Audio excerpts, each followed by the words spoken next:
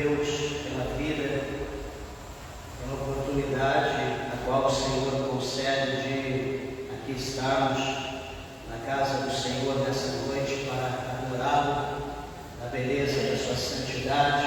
Agradeço a Deus pela vida de cada um dos meus irmãos, das minhas irmãs, para que Deus, o Senhor, possa te fortalecer, te abençoar, te dar graça e suprir todas as suas necessidades em glória. Meus irmãos, quero lembrar também a igreja que hoje nós estamos no encerramento da campanha abençoada Unção Divina, o caminho de cura e libertação. Hoje é o encerramento, todavia vamos estar pregando a palavra de Deus. Eu convido a igreja para abrir a tua Bíblia na Epístola Universal do Apóstolo São Tiago, capítulo de número 5. Glórias a Deus. Epístola Universal do Apóstolo Tiago. Está lá no fundo da Bíblia, está depois de Hebreus, ou Apocalipse, Judas, terceiro, segundo, primeiro João, segundo Pedro, primeiro Pedro, e então Tiago, capítulo de número 5. Glórias a Deus. Observe se há alguém ao seu lado e aproxime-se para que juntos nós possamos ler a palavra de Deus. Estarei lendo, meus irmãos, devido tempo. Tiago, capítulo de número 5, versículo de número 13, está escrito assim: está alguém entre vós aflito? Ore. Está alguém contente? Cante louvores. Está alguém entre vós doente? Chame os presbíteros da igreja e orem sobre ele, ungido com azeite em nome do Senhor. E a oração da fé salvará o doente, e o Senhor o levantará. E se houver cometido pecados, ser-lhe-ão perdoados. Amém? Podeis assentar, meus irmãos. Desocupe vossas mãos e dê uma salva de palmas para Jesus com alegria.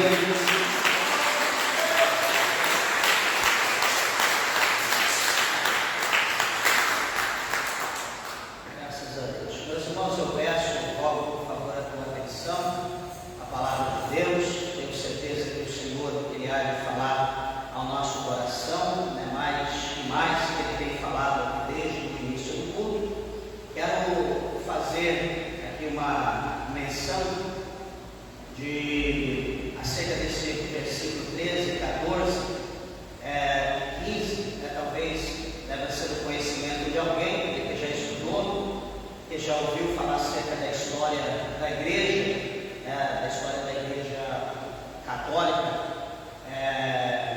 da igreja católica romana, já ouviu talvez essa situação que eu vou dizer, que em meio ao século de número 16, ao século 16, o concílio de Trento, que é conhecido como concílio de Trento, definiu que esse escrito,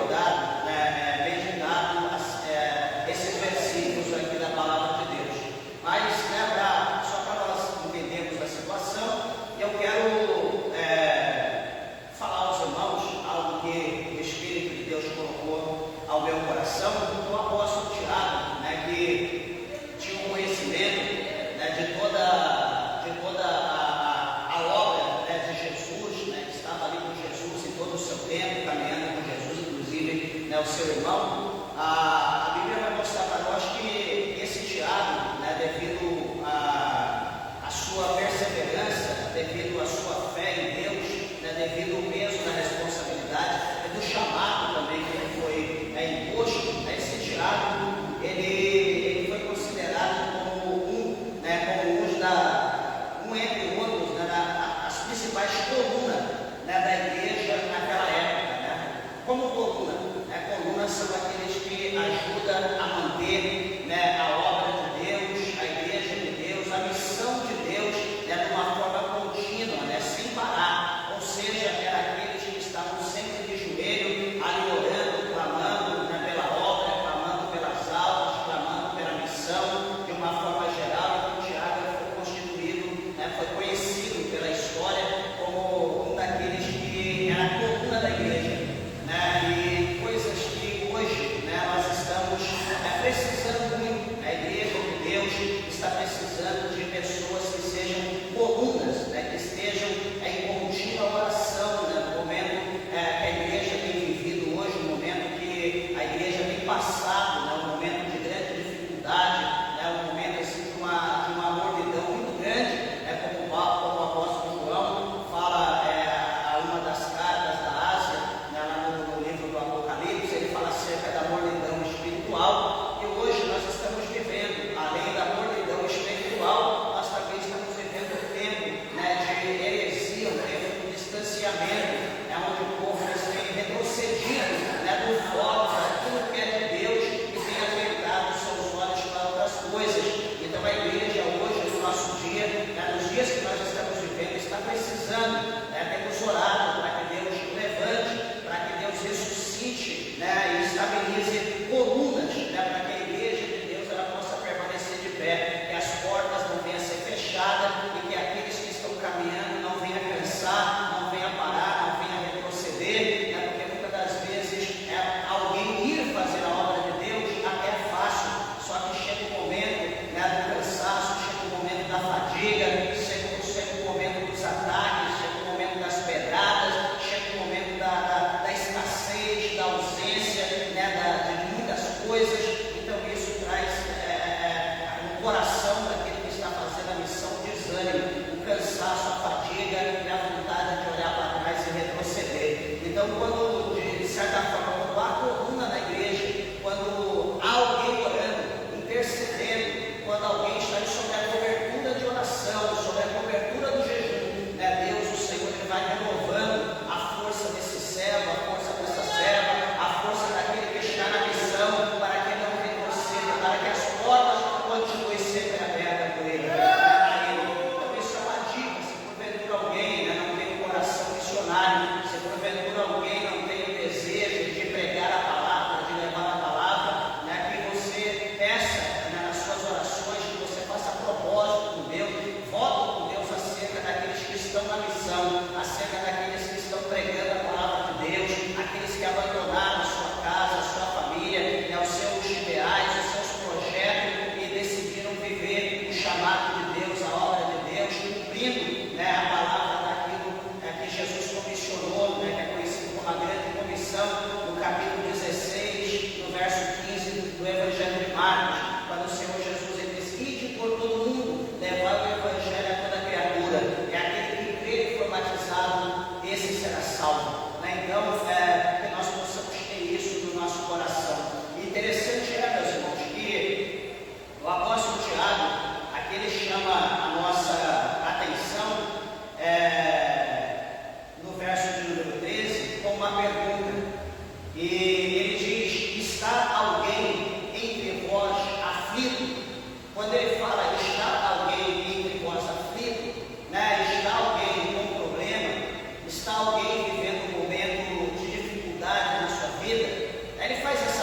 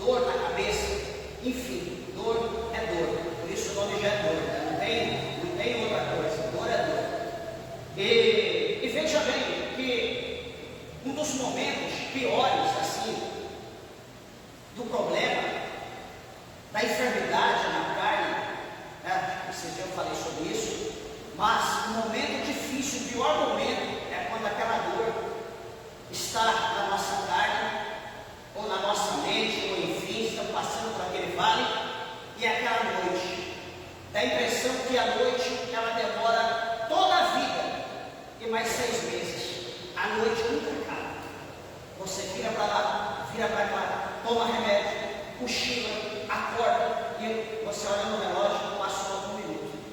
A noite não acaba, você está ali gemendo, está ali se contorcendo, e o negócio não passa. E o que Tiago fala para nós, nesse momento difícil? Ele diz, ora. Nós podemos achar essa resposta do apóstolo Tiago, que ele ordena a nós que qualquer um que está sofrendo busque a solução na oração. Nós podemos achar isso meio insignificante.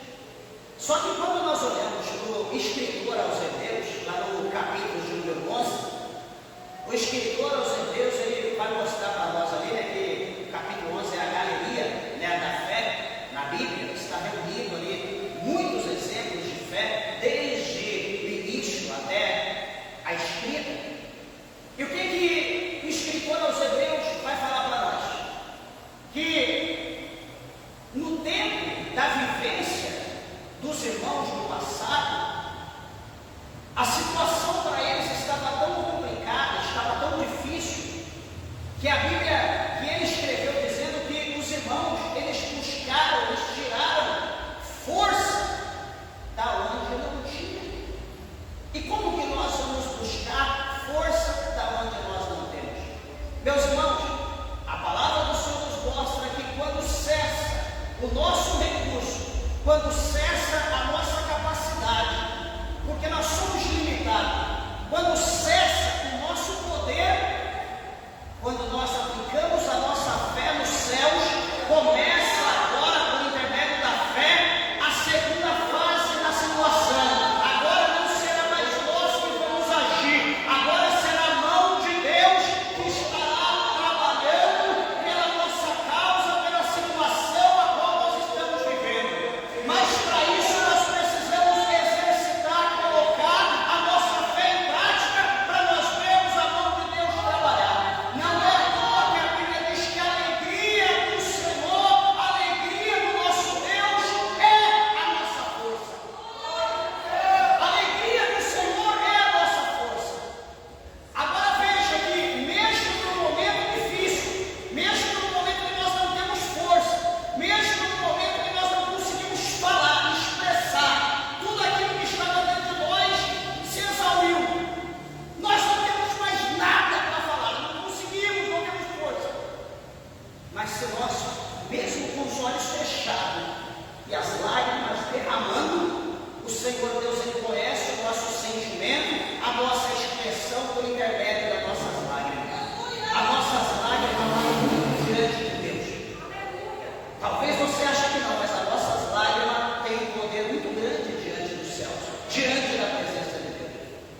Tem pessoas que não conseguem expressar, falar, mas ela vai dobrar o joelho, ela vai orar, ela vai chorar diante de Deus. Ela vai chorar porque ela está mentalizando a situação que ela está vivendo, ela está mentalizando o problema, ela está mentalizando que ela é fraca, que ela não tem poder, que ela queria ter força, que ela queria orar, queria ser uma pessoa eloquente, queria ser uma pessoa que tivesse uma língua erudita, mas ela não tem.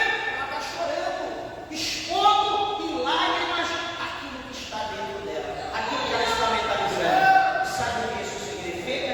Que Deus, o Senhor, Ele conhece as nossas orações. Por isso que o salmista, que escreveu os Salmos de número 126, ele diz lá já no final que aquele, né, que leva a preciosa semente. Qual que é a preciosa semente? A palavra. Aquele que leva a preciosa semente, andando, chorando, né? Leva a preciosa semente, semeando, molhando com as lágrimas, caminhando um passo por vez, para não cansar, para não parar, para não fadigar, e vai chorando, semeando, caminhando, e continua o seu trajeto até o fim. O salmista conclui dizendo que ele voltará. Vai chegar o momento que ele vai voltar e vai retornar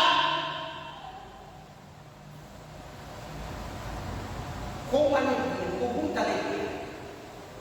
E vai retornar trazendo consigo os seus molhos. Molhos do quê? Daquilo que ele semeou e regou com as lágrimas. E foi embora.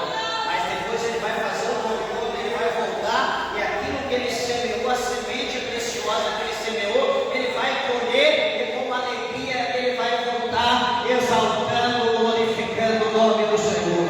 É uma palavra para aquelas pessoas que creem. Se você crer na palavra de Deus, pode glorificar Deus, porque Deus, ele é galardoador de todos aqueles que o ama, de todos aqueles que confia. Louvado seja o nome do Senhor, no poder de Deus, no poder da sua palavra. Glorificado e exaltado é o nome do Senhor. Meus irmãos, nós devemos, de contínuo, buscar força em Deus, em meio da oração, conforme o apóstolo Pedro, ele tem nos orientado. Quando nós olhamos aqui na primeira carta do apóstolo São Pedro, no capítulo 5, aqui no versículo de número 7, ele diz para nós,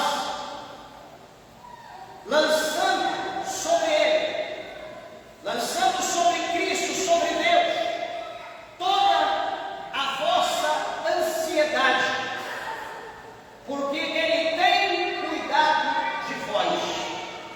É o que o apóstolo Pedro fala para nós. Para nós lançar, o que é lançar? É expor tudo que está dentro de nós, expor a Deus. Por quê? Porque Deus, ele tem cuidado de nós. Muitas pessoas podem falar, pastor, Deus, ele é onisciente, Deus é onipresente, Deus conhece tudo, Deus está em todo lugar, ele sabe, enfim. Por que Deus, ele não age na minha vida? Por que Deus não cura? Por que Deus não liberta? Por que Deus não salva? Por que Deus não entra na situação? Meus irmãos, entendam uma coisa. É interessante nós lembrarmos que o próprio Cristo, lembrando que Jesus ele veio, como está escrito lá no capítulo 5 do Evangelho de São João, que Jesus ele veio, pessoal, que Jesus veio esse mundo para cumprir toda a vontade de Deus. Ele fala por duas vezes no capítulo 5, Evangelho de João, capítulo 5, verso 19 e verso 30. O Senhor Jesus ele fala por duas vezes que ele veio, não para fazer a vontade dele. Ele fala que ele mesmo nada ele pode fazer. Jesus fala isso por duas vezes, que por ele nada ele pode fazer. Mas ele diz que, literalmente, Jesus ele diz que ele veio para cumprir a vontade de Deus. Toda a vontade de Deus era feita por intermédio de Jesus. Ele diz que tudo que o Pai fazia, ele via e observava, e ele fazia igual. Ele fazia de igual forma. Então veja, Jesus, quando nós olhamos os evangelhos, de Mateus, de Marcos, de Lucas, João, nós vemos que Jesus ele vivia em constante oração. Orava no bar, orava no monte, orava no templo, orava no deserto. Jesus sempre estava em oração, passava a noite orando. Jesus era homem de oração. Então, quando nós olhamos para a atitude de Jesus, nós vemos lá no Evangelho de Lucas, no capítulo número 8, do primeiro versículo, o Senhor Jesus ele dizendo para nós, bem assim, sobre o dever de orar sempre e nunca desfalecer. Então Jesus, quem orava, veja que Jesus não era fariseu, era diferente, porque o fariseu, ele punha o fardo, ele colocava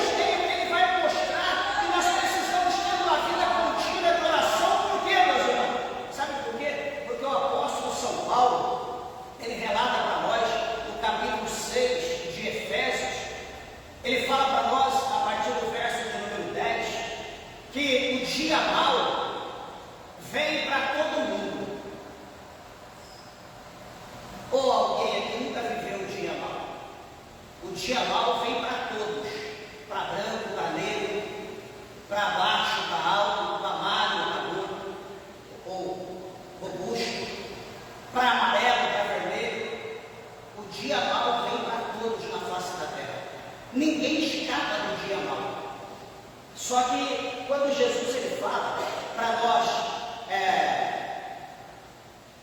viver em oração, nunca desfalecer. O apóstolo Paulo também fala para nós, ele nos ensina, a partir do capítulo 6, do versículo 10, que nós devemos nos vestir, ou revestir, vestir, enfim, de toda a armadura de Deus, para que nós possamos, no dia mau, combater contra o nosso inimigo, combater com ímpeto, combater com força, e depois de termos combatido, depois de termos vencido o inimigo, então nós ficamos de pé para alcançarmos o prêmio da nossa vitória. Então, o que a Bíblia está mostrando para nós por intermédio de Paulo? Que nós temos que revestir, ou vestir da armadura de Deus. O que Jesus fala? Que nós precisamos estar em oração, nunca desfalecer, ou seja, oração contínua. Aí vem o apóstolo São Paulo na sua primeira carta aos Tessalonicenses, no capítulo 5, verso 17, vem o apóstolo São Paulo e diz: orai sem cessar. Então, quando nós olhamos o cenário, a gente diz: mas por quê? Por que orar constantemente? Por que ter uma vida de oração? Nós voltamos em Lucas e nós lembramos o verso de número 2 do capítulo 18.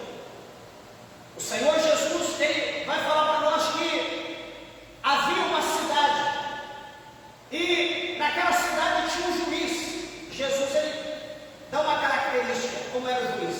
Ele vai dizer que o juiz era um homem duro, era um homem ruim, perverso. Ele vai dizer que o juiz não temia Deus, ou seja, não tinha medo de Deus, mas respeitava Deus. Era um ateu, talvez. E ele, não temendo a Deus, não respeitava ninguém. Era ele e ele. E Jesus diz que também havia uma viúva. E Jesus vai dizer que aquela viúva precisava que fosse feita justiça contra o seu adversário.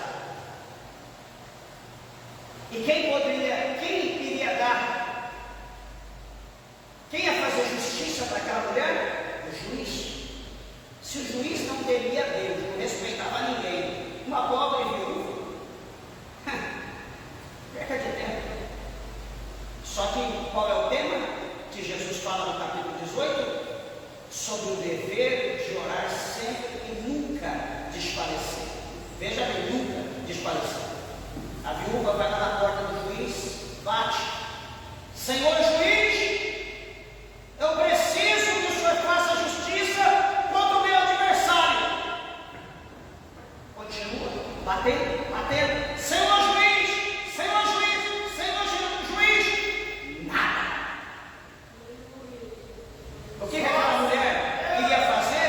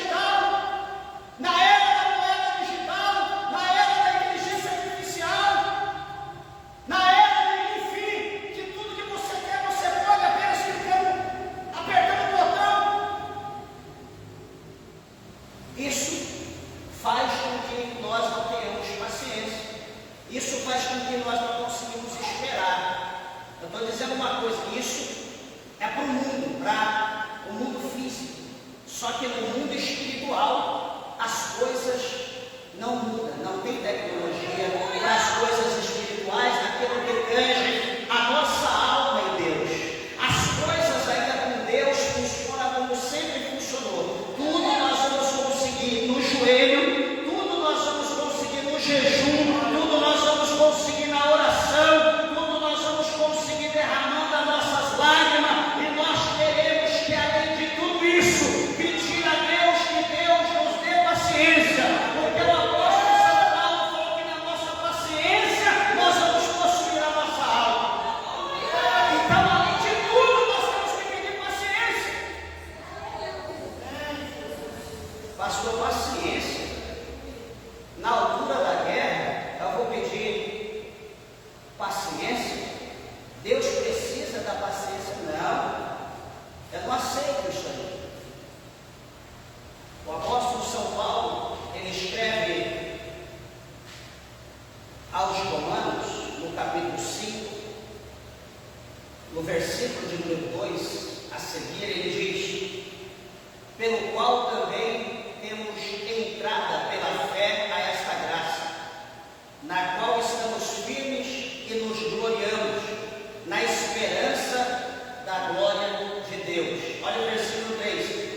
E não somente isso, mas também nos gloriamos nas tribulações, sabendo que a tribulação ela vai produzir alguma coisa. E o que a tribulação produz?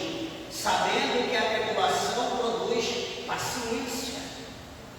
Opa, nós estamos falando de sofrimento, nós estamos falando de dor, nós estamos falando de uma situação difícil. E nós estamos falando do quê? Em meio a tudo isso de tribulação. Tudo isso é tribulação. Tira a nossa paz.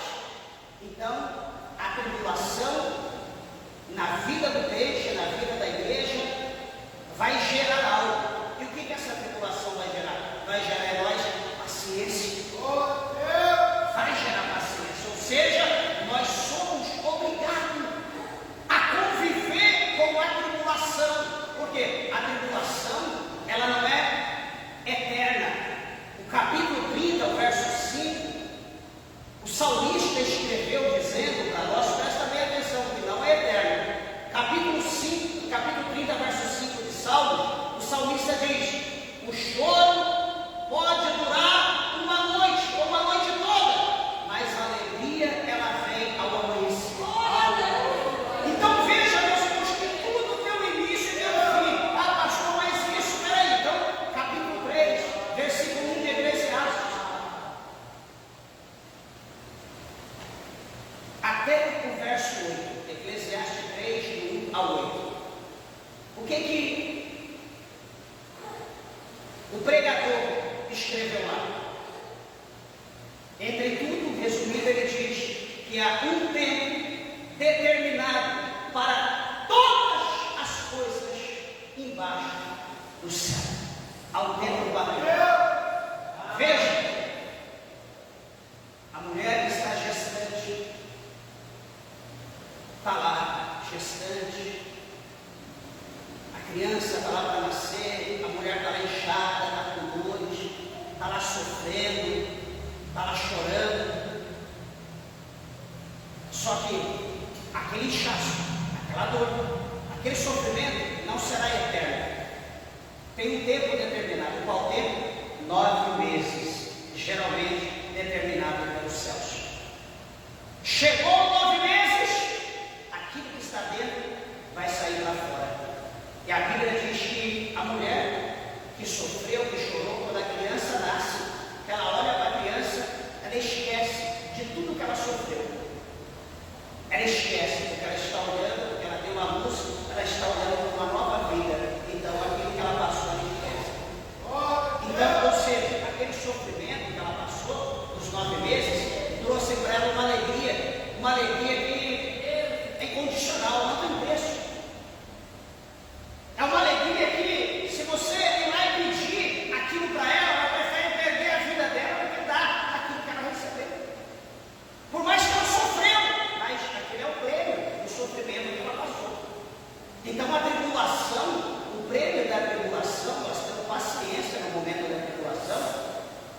Esse prêmio da tribulação vai trazer para nós paciência. E a paciência também, como está falando aqui o apóstolo São Paulo, a paciência também ela gera um fruto. Uma coisa gera outra. A tribulação produz paciência. A paciência, ela também produz um fruto. Qual fruto? Verso 4 do capítulo 5 de Romanos diz que a paciência produz experiência. A experiência também vai produzir um fruto. Qual é o fruto da experiência? Chama-se esperança. A experiência produz esperança. E a Bíblia diz que no verso 5 a esperança não traz confusão. Por quê? Porque o amor de Deus foi derramado em nosso coração pelo Espírito Santo, pelo Espírito de Deus que nos fora dado. Você viu como começou as coisas? Tudo começou na tribulação e acabou na comunhão entre nós e Deus por intermédio do Espírito Santo. Acabou com o amor envolvente, o amor ágape, o amor envolvente entre Deus e nós. Olha que mistério, olha que coisa tremenda. Bendito seja o nome do Senhor. Então, meus irmãos, continuando aqui, é interessante quando nós vemos aqui a palavra de Deus, que Paulo, ele nos exorta que nós devemos, como já expliquei, orar sem cessar. Jesus, ele falou sobre o dever de perseverar sempre e nunca desfalecer. Por que ele vai dizer isso? Porque Jesus sabia que ia chegar os momentos difíceis da nossa vida, que naquele momento nós iríamos querer desistir. Veja o exemplo de Jesus. Quando a Bíblia mostra que Jesus está lá no Getsemane, enfim, quando Jesus está lá no monte, ele leva com ele Pedro, Tiago e João. Ele diz: olha, ficai aqui, vamos orar comigo 1 hora, vela comigo 1 hora, fiquem aqui que eu vou aqui mais à frente, vou orar, vou aqui no particular com Deus. Tá bom, Jesus. Os discípulos ficam ali. Jesus vai lá, dobra o seu joelho, ou levanta as suas mãos ao céu, coloca a sua face no colo, e Jesus está ali orando, está falando com Deus, está falando com o Pai. E Jesus sente o que ele ia passar no dia seguinte. Jesus sente o sofrimento, Jesus sente a humilhação, Jesus sente as bofetadas, Jesus sente o cuspe, que é um cuspir na sua face, Jesus sente os tapas, os porretes que iam bater nele, Jesus sente a coroa de espinho que queriam colocar em sua cabeça, e aquele escravo ia atingir o seu cérebro, o sangue ia derramar na sua face. Jesus, ele sente ali o peso da cruz que ele ia levar. Jesus sente os açoites nas suas costas que tiravam a sua carne, arrancavam um pedaço de osso. Jesus, ele sente aquele sofrimento, as pessoas humilhando ele. Jesus, ele ainda está sentindo tudo aquilo. E ele vai orar, vai falar com Deus. No momento do sofrimento de Jesus era muito grande, que a Bíblia vai mostrar para nós que o suor de Jesus, o suor, as gotas de suor de Jesus se tornam em grandes gotas de sangue. O suor de Jesus se transforma em sangue. As vestes de Jesus estavam vermelhas. A formosura do rosto de Jesus estava diferente, não está tudo vermelho igual o sangue. As suas mãos, os seus poros jorravam sangue. E Jesus dizia: Pai, se possível, passa de mim, Pai, esse cálice. Se possível, se for tua vontade, passa de mim esse cálice. Pai, mas todavia, que não seja a minha, mas a tua vontade. Jesus querendo fugir daquilo que ele estava vendo, mas ele foi enviado para aquilo. Jesus tinha que passar por aquilo, tinha que dar para nós o E Jesus ele ora, ele chora. E de repente Jesus levanta e vai até os discípulos para ver se os discípulos estavam ali na mesma comunhão, se os discípulos estavam ali perseverando, se eles estavam ali. Deus, dá graça para o teu filho, anjo dos céus, conforta Jesus Cristo. Quando Jesus chega, Jesus olha o cenário, está o cenário de berço esplêndido. Jesus olha para o cenário, o glória, o aleluia, que Jesus ouve, é só bom. Cochila, discípulo babando, Jesus suando, discípulo babando. E Jesus acorda eles, Jesus desperta eles e chama eles: olha, vocês não podem velar, vocês não podem orar comigo uma hora. Você desperta, acorda aquela. E Jesus diz: orar, para que vós não caia em tentação. E Jesus volta para a oração, continua na guerra, na peleja. Quando Jesus volta, os discípulos estão na mesma situação, dormindo, roncando. O que eu quero dizer com isso, meus irmãos? Que Jesus está passando um momento de tribulação, Jesus está passando um momento de angústia. Jesus, os seus poros estava esborrifando sangue, mas isso não fez que Jesus deixasse de orar, não fez que Jesus deixasse de clamar a Deus. Ah, pastor, é Jesus. Espera aí, Jesus estava como 100% homem. Jesus era sanguíneo como todos nós. Jesus tinha fome, tinha sede, Jesus cansava, Jesus queria dormir, Jesus queria ter paz. Jesus estava como qualquer um de nós. Jesus não vivia sem comer, sem beber, dormindo nas nuvens. Ele estava como qualquer um de nós, tinha as mesmas necessidades que nós. Então Jesus, ele, como homem, ele mostrou que eu e você, em meio ao sofrimento, em meio à tribulação, nós podemos ter uma vida de oração, uma vida de clamor, uma vida de constância, uma vida de oração sem cessar para com Deus. Veja que Jesus passa isso. Jesus, ele naquela noite, Jesus ele é condenado, ele passa por 6 instâncias, 3 romanas e 3 dos judeus, ele passa por 3 situações, 3 do povo judeu e 3 dos romanos, ele é condenado. E o que acontece? No dia, quando passa-se o dia, Jesus ele é levado ao Monte Caveira, Jesus é pregado ali, as suas mãos, os seus pés é amarrado, ele é levantado na cruz. Muito diz que Jesus foi pregado no pé dele, foi pregado nas mãos, o pé não foi pregado. Ah, pastor, é por quê? Peraí, quando Jesus ele entra na casa dos 12, o que Jesus mostrou para eles? Qual foi a prova que Jesus ressuscitou? As mãos e o lado. Olha aqui as minhas mãos, onde foi, tem as marcas do cravo, e olha do lado onde foi colocada a lança. Jesus falou: olha os pés, onde eu fui gravado. Não foi os pés de Jesus, foram amarrados. Pode procurar a Bíblia inteira que você não vai ver que Jesus foi cravado nos pés, ele foi amarrado, mas as suas mãos foram gravadas. Então, na cruz, naquele momento de sofrimento,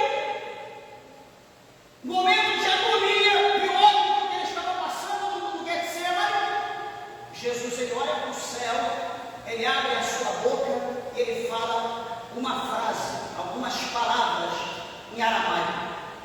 E Jesus ele diz: Lema, lema, sabachthani. Alguém olha,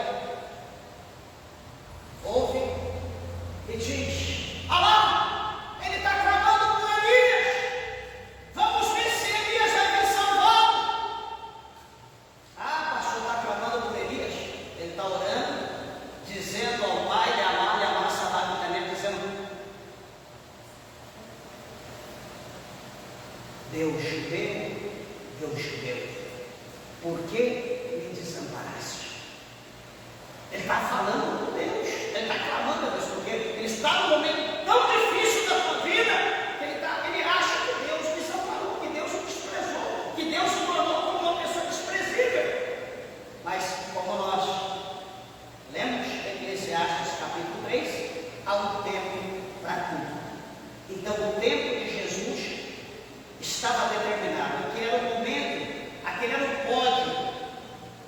que Jesus teria que subir, ele teria que ficar naquele lugar. Isso traz para nós uma lembrança, quando nós olhamos lá atrás, já vou encerrar, quando o povo estava no deserto caminhando, e a Bíblia diz que eles blasfemaram, eles murmuraram acerca de Deus, e a palavra do Senhor vai dizer para nós que o Senhor Deus, ele enviou serpentes ardentes, ele enviou aquelas serpentes, aquelas cobras, que iam mordendo as pessoas, picando as pessoas e eles iam morrendo. E veio o seu desespero, porque a quantidade imensa de gente estava morrendo, era muita serpente. E a Bíblia diz que Deus ordenou para Moisés que Moisés fizesse uma serpente de metal e colocasse essa, depois que a serpente estivesse pronta, colocasse ela numa haste e levantar ela lá no alto, deixasse ela lá no alto. E todos aqueles que houvesse sido picado pela cobra, pela serpente, quando olhasse para a serpente de metal, eles seriam curados. Era o antídoto, só olhar para ela, eles eram curados. A Bíblia nos lembra isso, e eu vou encerrar. A Bíblia nos lembra que o próprio Mestre, o próprio Cristo, comenta acerca dessa situação, e a Bíblia mostra para nós que essa serpente que picava as pessoas é o diabo, o veneno é o pecado. Então todos aqueles que fossem de uma forma geral, que recebessem, que fosse inoculado o pecado da serpente, que era Satanás, estavam condenados à morte, mas todavia tinha um antídoto. Qual era o antídoto? Jesus crucificado. Todos aqueles, diz a Bíblia, todos aqueles que olhassem para Jesus na cruz e crescem, iriam ter salvação, iria ser curado, iria ser perdoado dos seus pecados.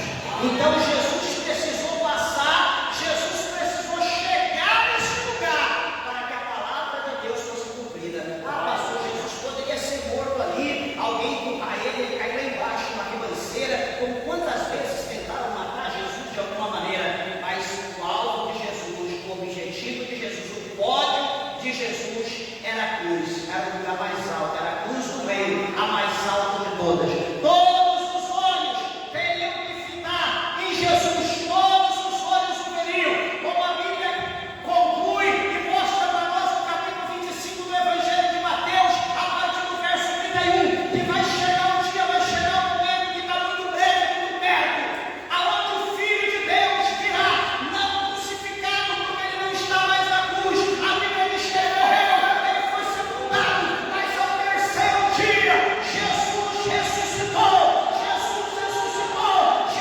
ascendeu ao céu, e a Bíblia diz, quando assume a candelária, que ele está vivo, ele está à destra, ele está à direita de Deus, à direita do poder. Lá atrás também arrega a candelária, e a palavra de Deus fala no capítulo 25, a partir do verso 31 de Mateus, que vai chegar o momento que Jesus ele vai vir no seu corpo de glória, ele vai vir na nuvem de glória do seu Pai, assentado no seu trono de glória, com miríades de anjos, com multidão de anjos na nuvem de glória. E a Bíblia diz que Jesus ficará suspenso no alto, nessa nuvem de glória, com os seus anjos celestiais. E a Bíblia diz que toda a terra, Israel, Oriente, Ocidente, todos os continentes da terra irão ver, todos os olhos o verão, todos o verão, todos terão que olhar e ver Jesus exaltado no seu trono de glória.